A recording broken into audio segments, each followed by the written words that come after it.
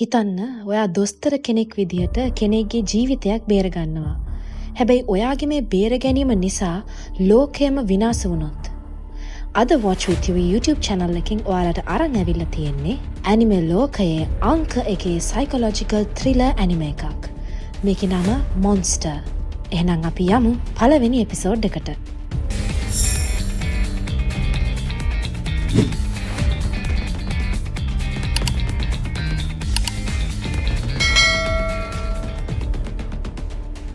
කතාව පටන් ගන්න 1906 අවුරුද්දේ ජර්මනියේ ඩසල්ඩෝෆ් කියන නගරයකින්. අපේ ප්‍රධාන චරිතය කෙන්සෝ ටෙන්මා. එයා හරිම දක්ෂ මොලේ සැත්කම් කරන ජපන් ජාතික දොස්තර කෙනෙක්. එයා වැඩ කරන්නේ ජර්මනියේ ලොකුම ඉස්පිරිතාලෙක. ටෙන්මා ගොඩක් දක්ෂ විදිහට අපහසු සැත්කම් ඉටු කරනවා.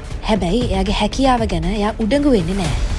මේ නිහතමානීකම නිසා ටෙන්මාට හැමෝම ආදරේ. ටෙන්මා ගැන ඉස්පිරිතාලේ ප්‍රධාන කමිටුවට ගොඩක් පැහැදිලා තමයි තිබුණේ. ඒ වගේම එයා ඉස්පිරිතාලේ අධ්‍යක්ෂකගේ දුවත් එක්ක විවාහ ගිවිසගෙනයි හිටියේ. ඒ නිසා එයාගේ අනාගතය මේ වෙලාවේ හරිම දීප්තිමත් එකක්. අදත් සැත්කමක් කරලා තියටර් එකෙන් එළියට එන ටෙන්මා දකිනවා තමන්ගේ තාත්තා අහිමි වුණ ළමයෙක් එක්ක තනි වුණ අම්මා කෙනෙක්ව. මේ දිහා එයා හරිම දුකින් තමයි බලන්නේ. ටෙන්මා කියන්නේ ගොඩක් කරුණාවන්ත කෙනෙක්. දුක් විඳින රෝගීන් ඒ වගේම යාළගේ පවුලේ අය ගැන ටෙන්මා ගොඩක් දුක් වෙන කෙනෙක්. මේ ඉන්නේ ඒවා. එයා තමයි ඉස්පිරිතාලේ සභාපතිගේ එකම දුව. ටෙන්මා ඊවට ඇත්තටම ආදරය කරා. ඒත් ඊවා කියලා කියන්නේ ගොඩක් සැපට හැදුණු ධනවත් පවුලක ගැහැණු ළමයෙක්ින්දා එයාට හැමදාම ඕන කරේ ටෙන්මා එයාගේ තාත්තගේ මාර්ගයෙන් සාර්ථක වෙනවා දකින්න. ඒ වෙලේ ටීවී එකේ දකින්න හම්බෙනවා පවුලක් ටීවී නාලිකා ඉස්සරහා ප්‍රකාශයක් දෙන හැටි. අම්මෙක්, තාත්තෙක්, ඒ වගේම නියුන් ළමයින් දෙන්නේ. මේ පවුලේ නම ලිබර්ත් පවුල.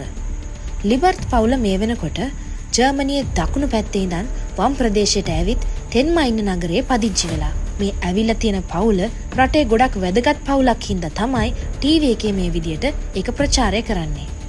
ඒ නිවුස් එකෙන් පස්සේ ඊයේ දවසේ ටෙන්මා කරපු අපහසු සැත්කමක් සාර්ථක වුණා කියලා ටීවී එකේ යනවා. ජර්මනියේ ප්‍රසිද්ධ ඉස්පිරිතාලක වැඩ කරන නිසා ටෙන්මාගේ කණ්ඩායම සාර්ථකව ඉටු කරන සැත්කම් මේ වගේ ගොඩක් මාධ්‍යවල ප්‍රචාරය වෙනවා.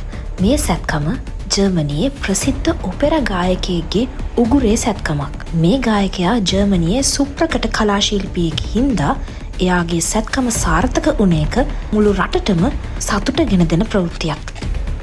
මේ ටීම් එක ප්‍රධානම මෙහෙයවන්නේ ඒ වගේ තාත්තා. මේ සැත්කමේ සාර්ථකත්වයට හේතුව ටෙන්මා කියලා නම් මේ ප්‍රවෘත්තිය කිසි තැනක සඳහනක් වෙන්නේ නැහැ. ඒ වෙනුවට ඒ වගේ තාත්තගේ නම තමයි හැමතැනම ප්‍රචලිත වෙන්නේ.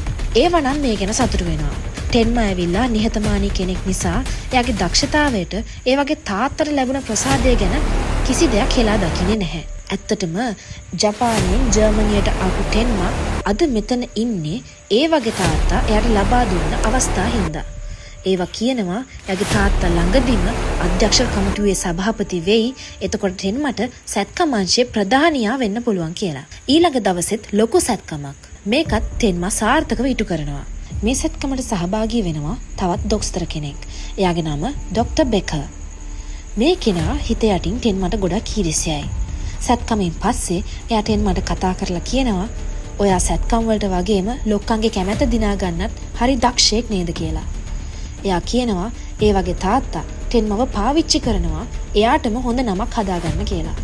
කවදා හරි තවත් ඉහළට ගියාම මාවත් අමතක කරන්න එපා කියලා තමයි බෙකර් ටෙන්මාට කියන්නේ.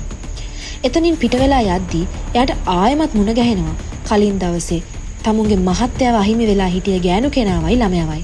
ටෙන්මා යාළුව පහු කරගෙන යද්දී ගොඩක් ලොකු වෛරකින් තමයි ඒ ගෑනු කෙනා ටෙන්මා දිහා බලන්නේ. එයා අහනවා ඩොක්ටර් ටෙන්මා කියන්නේ ඔයාටද කියලා.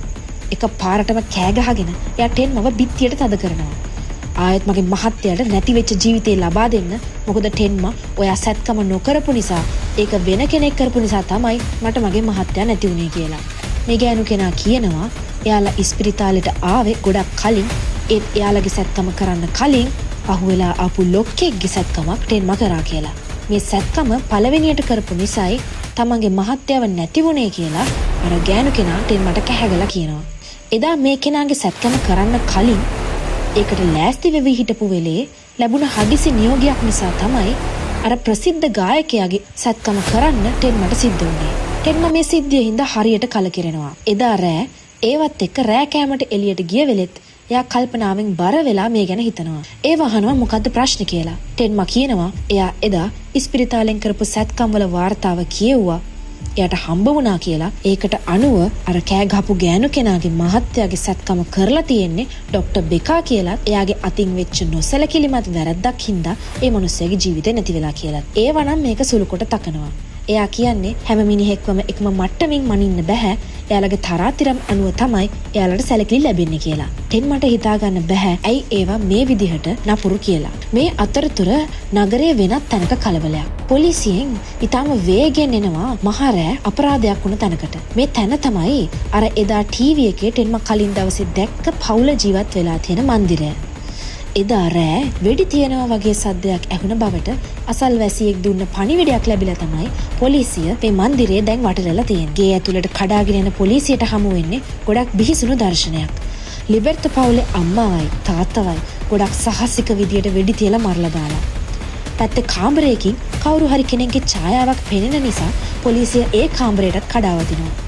කාමරේ මැද්දේ බයෙන් ගල් ගැහිලා හිටගෙන ඉන්නේ අර පවුලේ පොඩි නිවුන් ගෑනු දරුවා. එයාගේම නිවුන් සහෝදරයා ඔළුවට වෙඩි වැදිලා වැටිලා ඉන්නවා. පිටිපස්සේ ජනේල් වීදුරුව කුඩු වෙලා. ටෙන්මගේ ෆෝන් එක රින් වෙනවා. හදිසියෙම රෑ ඉස්පිරිතාලෙට වාර්තා කරන්න කියලායි එයාට මේ ඇලර්ට් එක ලැබෙන්නේ. ඕනෑම යුක්තිගරුක දොස්තර කෙනෙක් කරනවා වගේම ටෙන්ම කිසිම පැකිලීමකින් තොරව තද වැස්සෙම ඉස්පිරිතාලෙට යනවා. වෙඩි වැදිලා හිටිය නිවුන් පිරිමි ළමයයි එයාගේ සහෝදරියව තමයි ඉස්පිරිතාලෙට ගෙනල්ලා තියෙන්නේ. ගෑනු ළමයා නම් මේ වෙලේ ගොඩක් ෂොක් එකකට පත් වෙලා ඉන්නේ. එයා ප්‍රතිචාරයක් දක්වන්නේ නැහැ. එයා මොනවා හරි මුමුණනවා වගේ තේරෙනවා. ඒක නිසා ටෙන්ම ඒ ගෑනු ළමයාගේ කනට ලං වෙනවා. ගෑනු ළමයා කටින් වචනයක් පිට කරනවා. ඒ තමයි ඩෙවිල් නැත්තම් යක්ෂයා කියන එක. ඒකත් ඔළුවේ තියාගෙන ටෙන්ම අර පිරිමි ළමයාගේ ඔළුවේ තියෙන උණ්ඩය ඉවත් කරන්න සැත්කමට ලෑස්ති වෙනවා. ගොඩක් බරපතල අන්දමට වෙඩි උණ්ඩය හිස් කබල ඇතුළටම ගමන් කරලා හින්දා මේ සැත්කම ගොඩක් බැරෑරුම් එකක්. එයා සැත්කම පටන් ගන්නකොටම ආයමත් එයාට ඉහලින් නියෝගයක් එනවා එවෙලෙම එයාව වෙනත් සත්කමකට මාරු කරලා කියලා. ඊයේ පෙරේදා අර ගැහණු කෙනාගේ මහත්තයා නැති වුණෙත් මේ වගේ වෙනත් සත්කමකට මාරු වෙන හින්දා. බලන් යද්දී නගරයේ නගරාධිපතිතුමාව තමයි හෙලිකොප්ටරයකින් ඉස්පිරිතාලෙට අරන් ඇවිල්ලා තියෙන්නේ. එයාව හදිසියෙ සත්කමකට අරගෙන. ඒ ලේ කැටි ගැහිමක් හේතුවෙන්. මේ පාරට එන්ම කියනවා එයාට නගරාධිපතිතුමාගේ සත්කම කරන්න බෑ. දැනටමත් ළමයේගේ ජීවිතයක් එයා බේරගන්න තියනවා කියලා. හැබැයි යාට එවෙලේ දැනගන්න ලැබෙනවා මේ නියෝගය එන්නේ ඒ වගේ තාත්තගෙන් කියලා. පැත්තකින් නගරාධිපතිව බේරගත්තොත් ඉස්පිරිතාලෙට ඒගොල්ලෝ ලොකු ආධාරයක් ලබා දෙයි. ඒ වගේම ටෙන්මගේ අනාගතය ආරක්ෂිතයි. ඒ වගේම ගොඩක් සාර්ථකයි.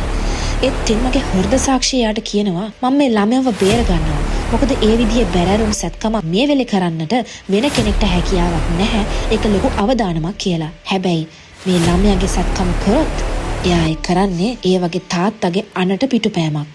ඒකෙන් එයාගේ මුළු වෘත්තියම අනුතරේ හැලෙනවා. ඊළඟට මොකද වෙන්නේ? අපි ඒක බලමු මොන්ස්ටර් කතාවේ දෙවැනි එපිසෝඩ් එකෙන්.